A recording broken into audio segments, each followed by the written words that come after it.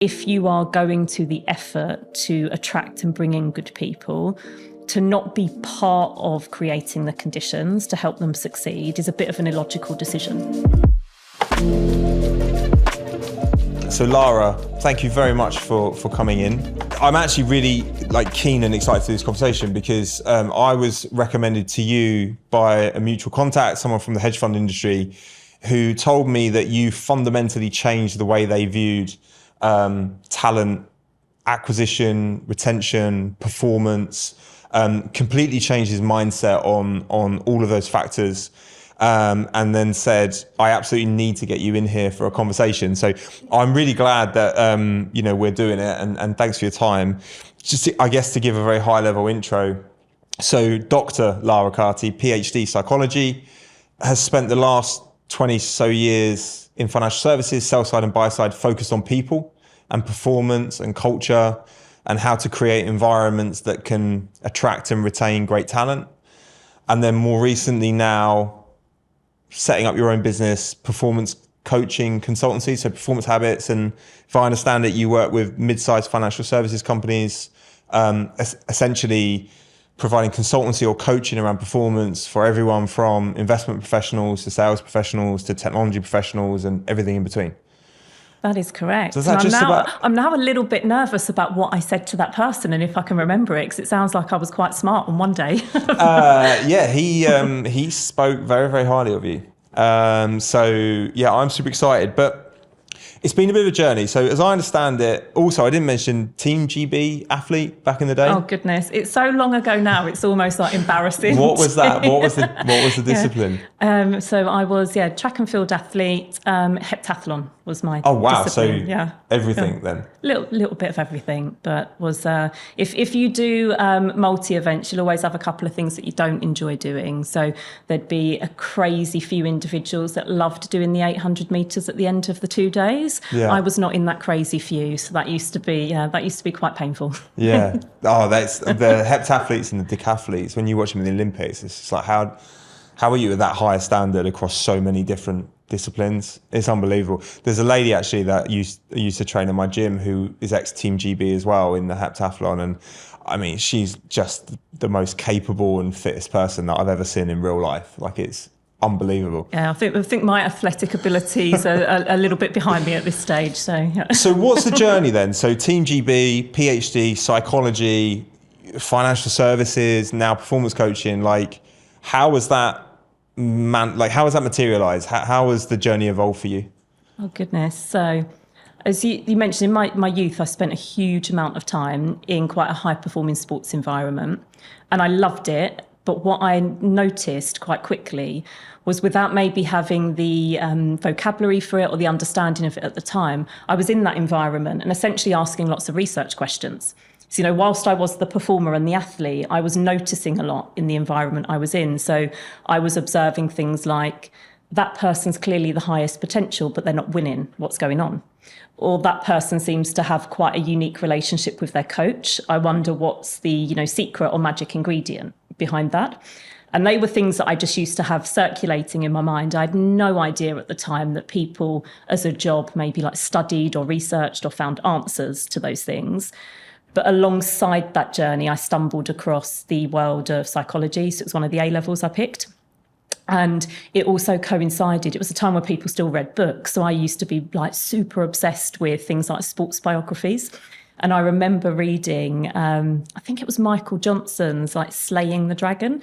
And it was essentially his equivalent of sports psychology, of going, what are the tactics, what are the things that I do to manage my performance? And it opened up my eyes to this world of, so not only are there people that study this stuff, but there's people that also work in a psychology field, helping people with the mental side of their performance. And I don't think my plan between those insights and today was necessarily linear. Well, it definitely wasn't, but it always stayed with me. So when I ended up in the world of financial services, I gravitated towards the people side of businesses on the belief and understanding, I'd get to do that kind of work. I'd be in this high-performing environment and I'd get to support people with their performance at work, and ideally step into more of those psychology type roles. I learned quite quickly that it's not what most people functions do in financial services. You know, it's quite a niche discipline within that. But I made it a little bit of my pursuit along that 20-year career in-house to go, how do I get towards that? How do I be somebody that actually brings that discipline into these environments and shows the potential of actually helping people to perform better at work and doing it in a way that helps the end performer rather than maybe like the HR department. So when you came into the FS industry, how were people functions set up at that point? Like what were their goals relative to what you thought they were going to be? Yeah, well, I think one of my early experiences, and this was on me on the receiving end, that made me realise maybe how different to my perception the reality was, but also equally like how much low-hanging fruit there was, is I remember doing my first ever performance review. And you have to appreciate I'd come from environments where every time I moved my arm, someone gave me feedback. Right? Or, you know, every time I turned up to a training session, there was a specific thing I was working on to get better at. And I went into my first ever performance review in an investment bank. And I believe they did, you know, what most places do, like one of those 1 to 5 rating scales. And, you know, 1 was good and 5 was bad. And I'd got a 2. And I was like, oh, that's, you know, it's all right. But I'd actually like to understand if next year I was trying to get a 1, what would I need to do? Like what would happen? And I asked word for word that question to my then boss. And they went bright red. And they sort of like pushed back from the table and went, I'm not changing your score, Lara. And I was like, well, and I honestly looked over my shoulder. I was like, someone else in this meeting? Like, did someone else talk? And I said, no, I didn't ask you to change my score. I said, you've given me a score this year and I'd like it to be better for next year. So can we have a chat about specifically like what I would need to do? And they stopped the meeting. They went, if you go and think about it and you reflect on it and we'll speak again next week. And I was like, what on earth just happened? You know, that's a question I would ask my coach every training session, right? So I came back the following week and there was like all this paperwork and it was almost like an evidence of justifying my score. And I was like, I think we're having a completely different conversation. I'm not attempting to disprove my rating. I'm genuinely curious about, I want to get better. What would I need to do? And the more I got exposed to that environment, it made me realise that so many people practices that existed were not about enabling performance in any way. If you ask the end user, the end recipient, there was more about creating audit trails to justify certain decisions. It was about acknowledging the fact that we're in like highly regulated environments and certain things need to be written down and certain things don't. But there were very few people practices that I could point to where people went, that makes me a better performer. You know, that makes me better at what I do. And I thought, well, that's kind of why I picked this route. So I'm hoping at some point I get to do that work. And I think over the course of my career, I nudged towards it as much as I could. And then got to a point where I did have the luxury of, you know, building my own teams and actually helping to educate organisations on, do you know what, there is a slightly different way you could do this if you wanted to. And that was a huge privilege to actually be, you know, entrusted to go, if you want to do this work in a way where you're actually influencing the performance of individuals in a positive way, that this is, for want of better words, a service they seek out rather than a thing that's imposed upon them to conform to, that's, you know, mandatory for them to engage in, then I can show you how to do that. And it was a huge, massive privilege to be given, you know, the trust to do that within an organisation. And did you get that in the sell side, or did you have to move towards the buy side and smaller environments to get it? So I got aspects of it in the sales side, but I almost feel that it was like semi by stealth rather than an official mandate, right? So, you know, when you work in large, complex organisations, it's very rare you turn up to work and go, my 100,000 colleagues, right? You know, you tend to work in little pockets of the organisation and you have different depths of relationship. And so there were certainly small projects that I maybe got to dabble in and, you know, work with individuals that wanted that type of support and input. But the only time I think I really got to do it on a sort of like systemically of going, like, I am building an offering and I've got a mandate and a platform to do that and support to do so, was when I moved across. Do you think that within sell side, because of the size of the organizations, it's largely impossible to create like a systemic approach to performance or to retain like a lens of, I don't want to say humanity because that's the wrong word, but is it difficult because they're so big to continue to see people as individuals? I don't think it's made easy to continue to see people as individuals, because often the scale problem you're trying to solve becomes the most critical pursuit, right? So you're rarely trying to solve a problem that is optimized for this individual or optimized for this one business opportunity. And even if your starting insight is there, really quickly it's an environment, it's almost like an impulsive response to then go, great idea, how do we scale it to 20,000 people? And it's rare that the breathing space is left to just go, well, maybe this is a solution that helps that one person, and maybe that one person is critical enough to this business that it's worth that work effort. It almost feels like at times the skill set required and valued in those larger, more complex organizations is solve it for everyone. And I think that can be the fundamental flaw. You know, like it's kind of, you know, pretty illogical, right? Like if you step into an entirely different domain, and I know you were referencing sort of like sporting performance, but, you know, you have two athletes turn up and they've got a particular goal or pursuit in mind. You don't give them the same training program if one's trying to be a sprinter and one's trying to be a marathon runner or a weightlifter. But I'd noticed my personal experience in large corporate, it was hard to get people to maintain that mindset. If it's okay to not have one size fits all, it's okay to just support this person or this team or this part of the business to get better at X. Quite quickly, you'd move to a place of great idea, make it work for everyone. Which just waters down the solution, I guess. What are some of what would you, from your experience in sell side, and I do want to move on to buy side, but what are some of the real key negative implications within those organizations because of those factors, because of struggling to see people as individuals and respecting the subjectivity of people are different and they're motivated in different ways, etc. How does that manifest in the real world from an impact on the business?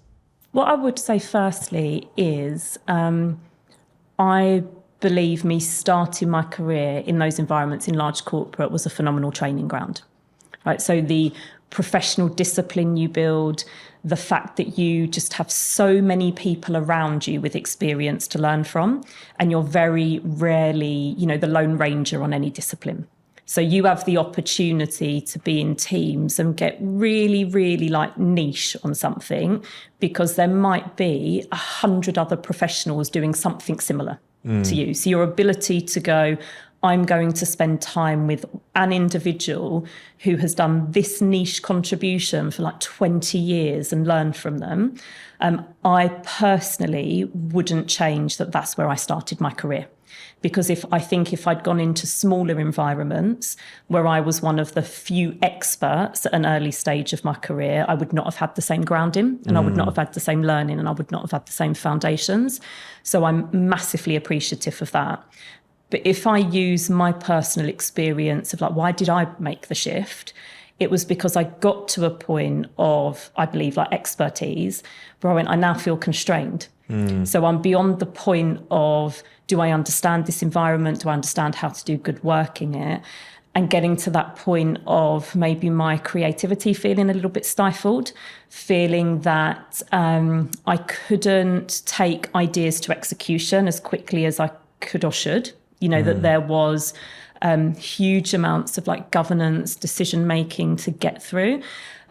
I described it to a boss when I moved over to the other side of the fence, where I'd got about 6 months in, and I said, right, here's my reflections. And they're like, go for it. And I said, firstly, I am just checking in. Like, do I look really miserable? Like, is there a problem? And he was like, what are you talking about? And I said, everyone keeps asking me how I am. Like, as in every day, people are saying to me, how are you, Lara? And it's to the extent that I'm like, I think I look miserable or something, because they're sort of, and he said, no, I think people are just interested in how you are. And I was like, oh, it's different. Yeah. That feels different. But the second one was, I said, and my other reflection is I need to have less ideas. And he was like, again, like, what are you talking about? And I said, well, I've come from an environment where for every 10 ideas I have, 8 will die a death, before they even get going, because there'll be a reason not to do it, right? 1 will then take so long to progress and get diluted to an extent that I no longer even want to do it because it doesn't resemble the thing that I suggested to begin with. And then, 1 might go somewhere. And I'm like, but here I have 10 ideas. And everyone goes, yeah, that sounds really good. Can you do it? And I'm like, oh, no, like I need. So I either need to filter my ideas better or, you need to stop me. And he was like, yeah, I think you're good, keep going. But I share that as a tiny microcosm. If you imagine that my experience might replicate others, that you have these systems that develop such a great foundation in professionals, and then they get to a point where they go, I can't use it to my full extent. And, I left an organisation of a couple of 100,000 people. So imagine if 200,000 people felt the way I did, what you're leaving on the bench. Well, that's kind of what so obviously my prism is very much like technology, but from a talent acquisition perspective. And I'm forever moving people out of banks into hedge funds. But I would say majority of the case is that scenario of this has been a fantastic place to learn and I've developed great skills, but now I can't use them. And I'm being squeezed where if I want to be promoted and I want a bit more money and a bit more scope, I have to move away from those skills. I have to become a leader. And I don't feel like that's my next step. Like I'm passionate about tech.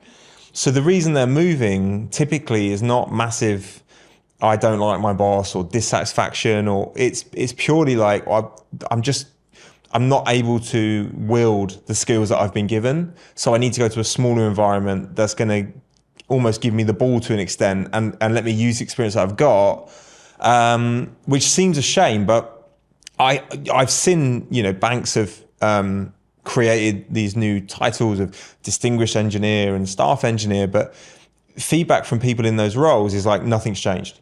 And I still need to become a leader before I can go anywhere.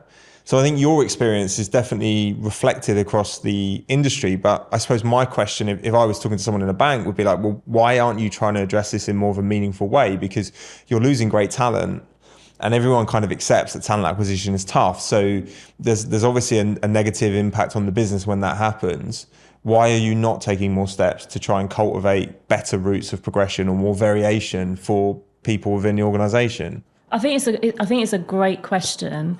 And I do, and there's much that you said that resonates. And it is, to be really frank, how I managed to build a great team when I moved across. Because I was like, I know the exact thing to say to people and the exact proposition to create to get people with the skills I need to almost unshackle them in this environment. So I didn't find it a challenge at all to hire really great people. And often the profile was that. It was, you're in a large corporate, you're probably at the point of being a bit frustrated.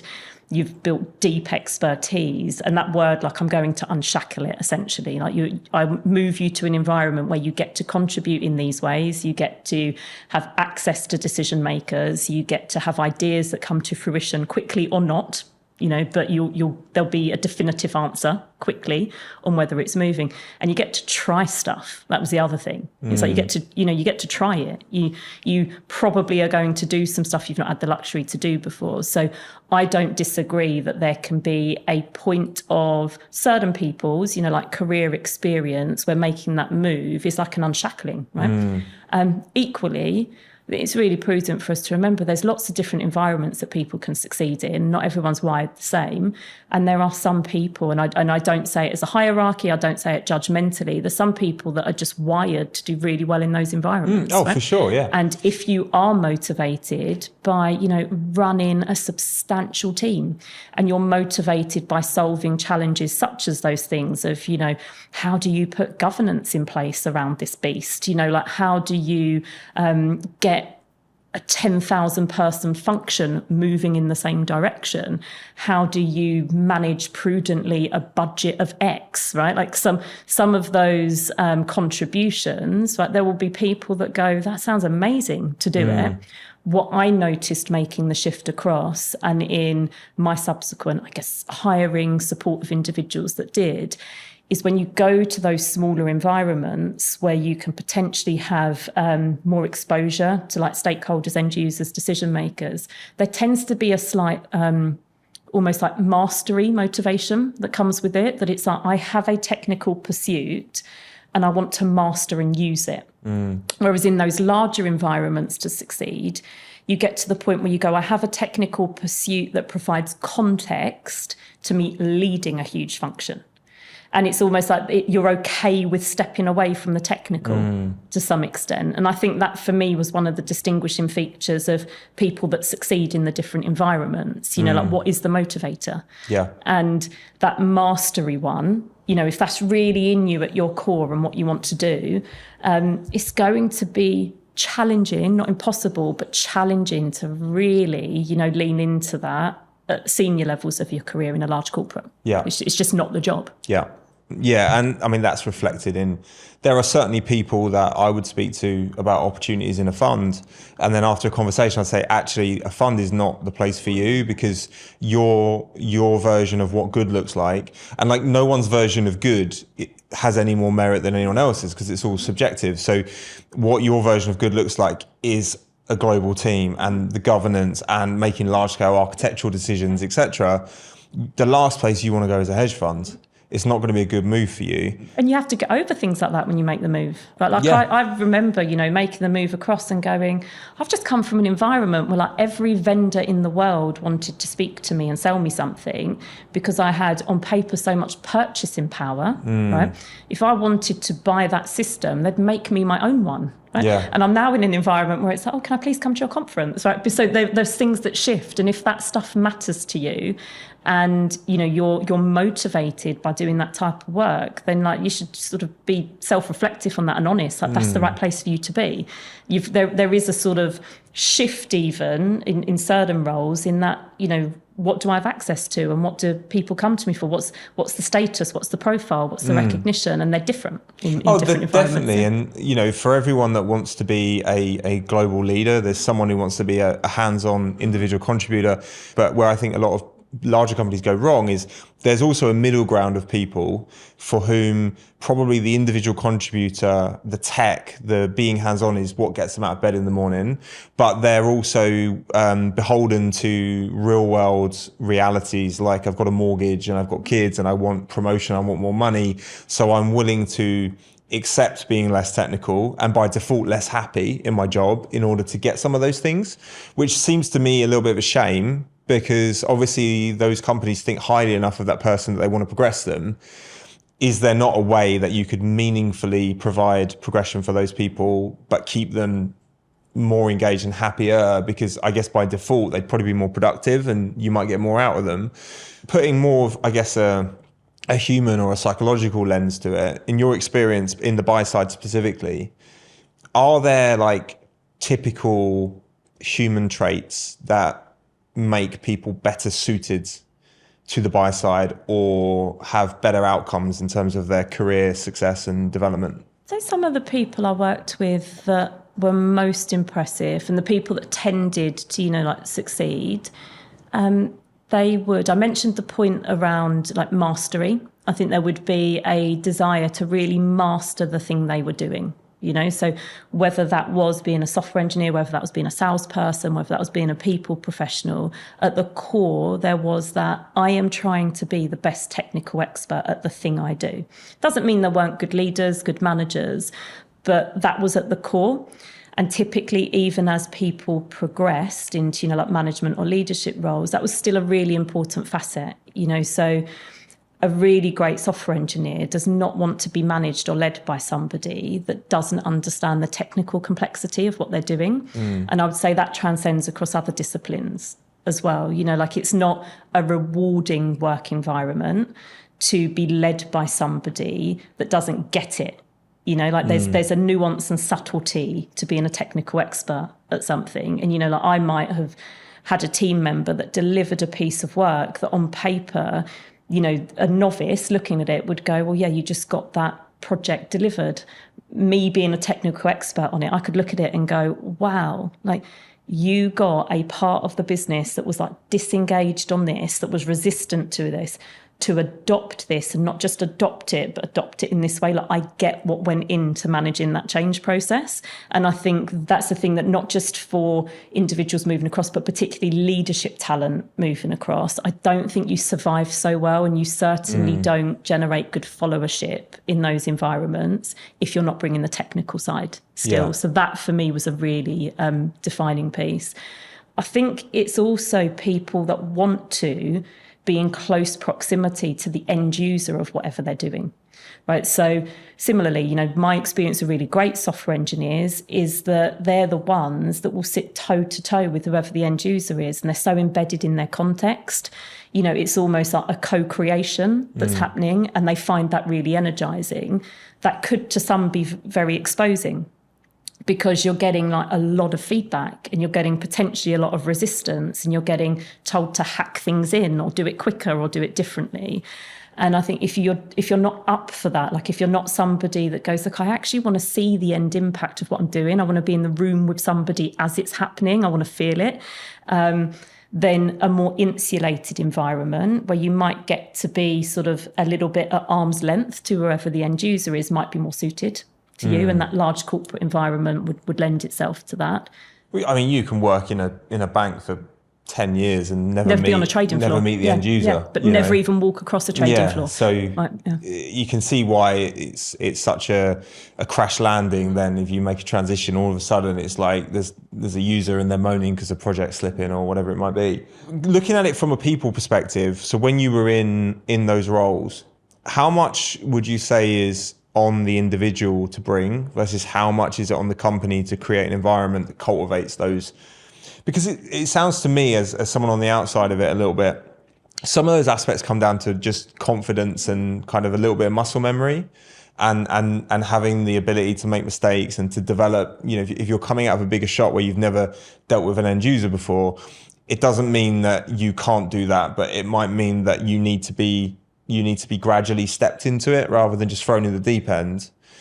What's the obligation on companies to create environments to cultivate the skills that they want? Well, I think it's a crazy decision not to, right? So, you know, if you imagine that I believe every hire you make is one of the most important business decisions you make, right? You are either increasing the average of the workforce or reducing the average of the workforce, every single person that you put through the door.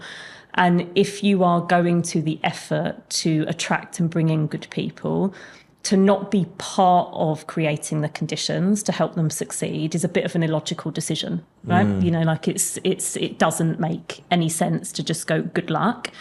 Equally, and I used a phrase frequently, I still use it today with clients that I work with, where I say, look, I do this work because I care deeply. Like, this is my thing, this is my passion, this is the stuff I think about even when I'm not technically working, right? Like but if I care more about your career or your performance at work than you do, then that's not right.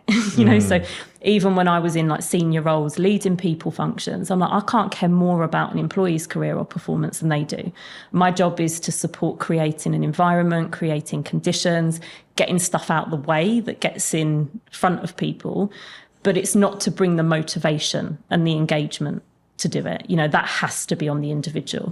And, I think that extends to certain, really basic practices that sometimes we even put too onus on managers, right? Like, I have a real empathy for managers in these environments. I think so much is expected of them. Almost always somebody starts as a technical expert and they acquire people along the way. Yeah. And then we have this huge list of responsibilities that they need to master.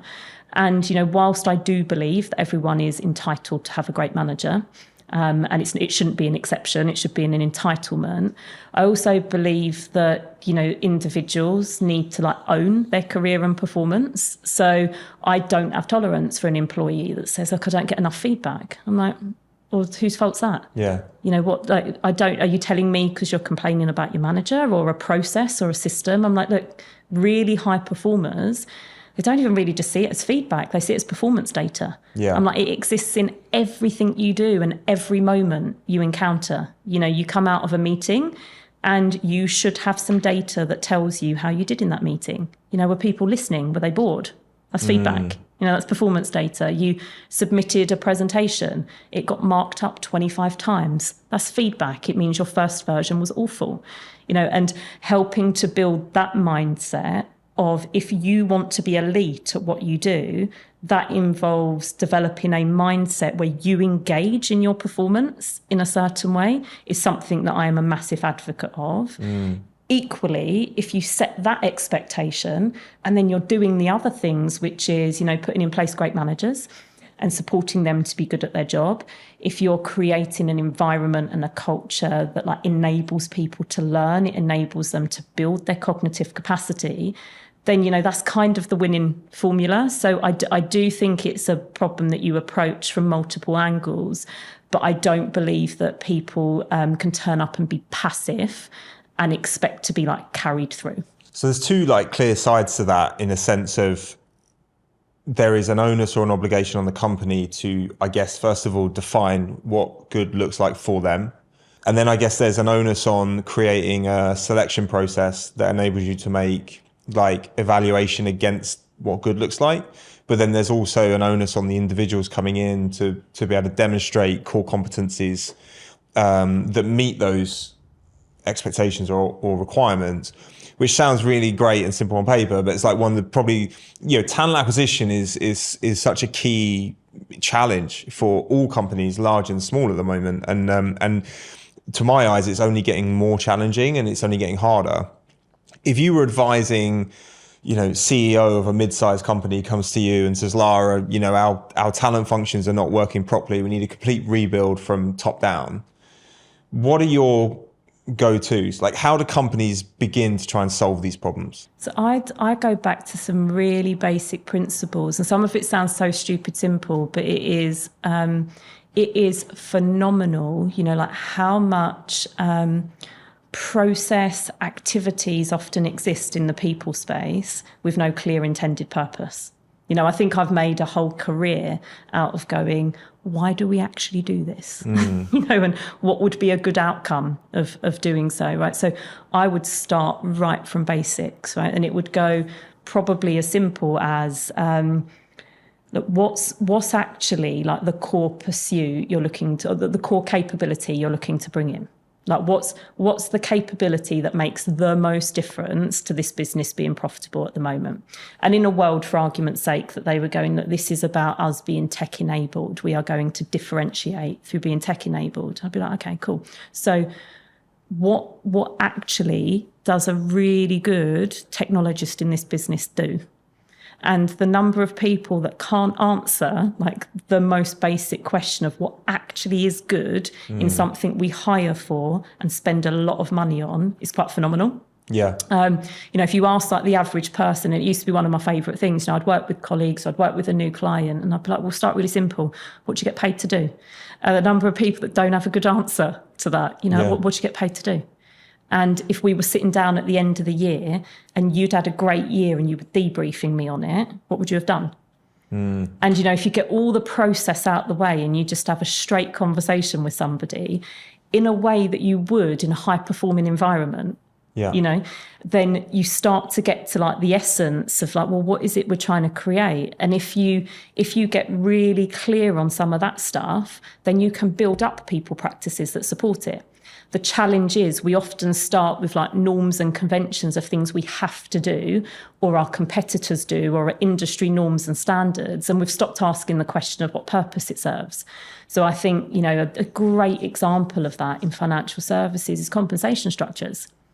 If you think of the really, the initial intent of how things such as performance-related pay came about, it's to motivate higher levels of performance. I'm what's our evidence that it does? Yeah. What's our evidence that not paying somebody fairly just to turn up, but sort of holding it back in a bonus, actually makes someone perform better? Don't know. But we do it, and we all do it. And so I think, if you really are trying to go, we have the pursuit of being an outlier, of generating performance that differentiates us, I would force a CEO to honestly reflect on some of those things and to get down to the core of, what's the capabilities that are going to make a difference? How much of that do we have at the moment? And how do we go and hunt for it? And how are we going to ask the right questions or set up our talent acquisition in a way where we actually know the thing we're looking for, and then we're designing assessment in a way that helps us find that? See, this seems to me the thing that doesn't exist. I recruit for a bunch of companies, and their processes to me seem to be, we've got a role, we've got a job spec that's just been recycled from the last time we wrote a job spec, and that one got recycled from the one before that. And it's probably copy and pasted from a different function. So we actually, what we want is not reflected in this job description whatsoever. And then we've broadly defined who we want to be part of the interview process, but we haven't really defined who's going to assess what and what we're assessing against. So we're creating terrible candidate experiences of people turning up for endless interviews to be asked the same questions. And then we're getting to the end with no predefined sort of establishment of who's the decision maker. Does everyone's opinion carry the same weight, or do they carry different weight? How are we providing feedback in a way that, truly captures what everyone thinks, but without becoming hiring by committee or whatever? And you just end up with these processes where it's like, oh, well, now we just kind of want to speak to this person. Why? You got to think about the candidate experience a little bit as well. But equally, we're getting candidates that get to the end of it and they go, oh, they want to offer you the job. And they're like, I don't know what the job is. I don't know who I'll be reporting into. I don't know what I'll be doing. Can I have another call with someone to explain all this stuff to me?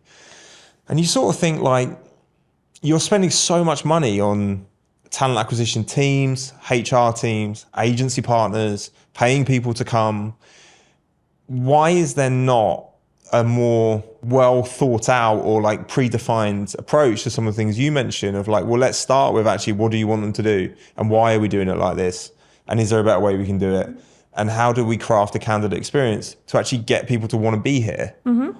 But why doesn't that happen? Well, if you imagine though, Craig, that getting to those fundamentals is hard work. Yeah. And it involves people not having all the answers. And it involves a comfort in that, in going, do you know what? Kind of mad, isn't it, that we employ X thousand people and we don't actually know what a good one is?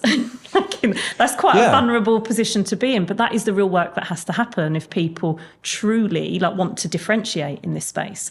You have to be willing to go, doesn't mean we've not done some good stuff. It doesn't mean that some of it might not have happened a bit intuitively. Doesn't mean that we didn't get lucky on some of it. But if you want to consistently replicate high performance, it's a logical conclusion, right? You need to know what good performance is. You need to have defined that, because how the heck are you going to replicate it if you don't know what it is and you don't know what you're looking for and you don't know how you cultivate it? But it's almost analogous with my my own research into software engineering expertise, right? That when you got to the heart of it, the most technically or cognitively demanding part of the pursuit was requirements gathering.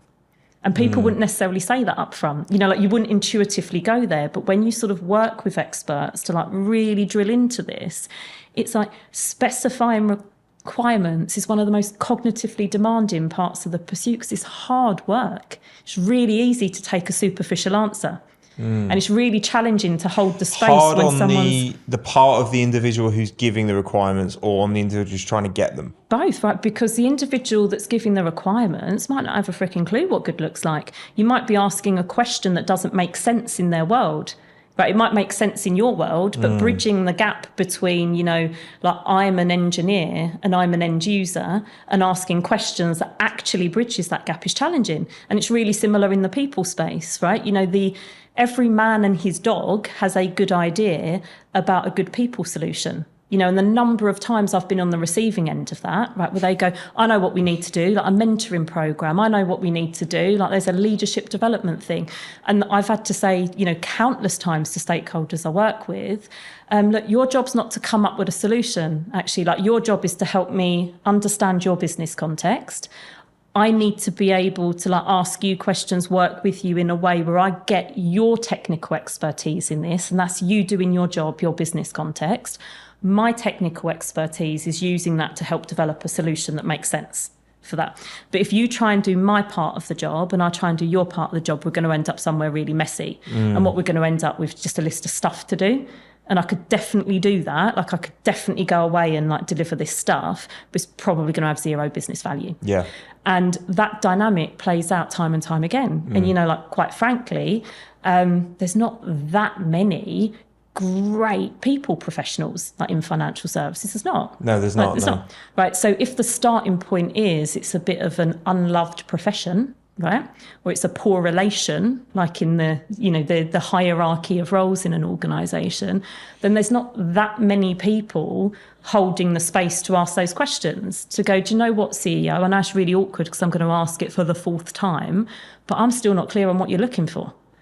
So do you really want me to go out and start hiring people? Like we can do that, but the likelihood of this succeeding is quite slim. This might be quite a controversial, but do you think in this country, and certainly within financial services and certainly within technology, we've covered a lot of the problems on the company side, which I agree with.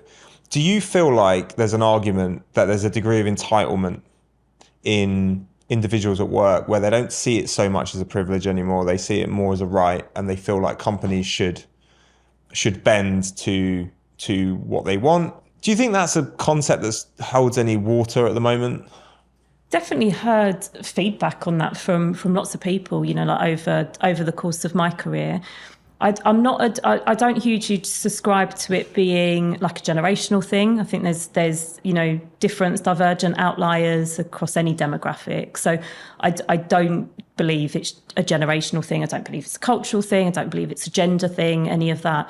I certainly believe like you will encounter entitled individuals, but I remain curious about how much of that comes back to organisations lacking clarity on what it takes, right? Because we occupy this existence at the moment where there's kind of a right thing to say and then there's a reality some of the time. And if you approach that topic with a little empathy and you put yourself in the shoes of the person entering the industry, they've probably been on the receiving end of all sorts of marketing, which is talking about the work-life balance and, you know, the perks of the job and this, that, and the other. And then they get into the environment and they're being schooled, you know, like they might be the analyst in an investment team that's getting schooled by the 20-year, you know, investment professional, and they know what it takes to actually succeed. So the delta between maybe the sales pitch versus the reality might be one of the causes. Yeah, that's a good point. Yeah. I'm very now conscious of time. I want to just finally, as a final question, touch on performance habits. Mm-hmm. So you said that you work like with mid-sized firms in the financial services space. What are companies coming to you for? So I do a big chunk of my work in one-to-one coaching with individuals. That tends to range from either people on the C-suite or those stepping into those types of roles. And sometimes it's with individuals that I'd class more than like leadership talent, maybe just like high value talent for that organisation because of the type of contribution they make. It's somebody they want to give that sort of higher touch support to. I do a chunk of work that is supporting teams in those environments. So it might be the management team, board, or a team in a certain functional discipline. So, you know, like a tech leadership team. And then I do a chunk of work that is slightly more consulting based. So it's working with teams and organisations on some of their people practices.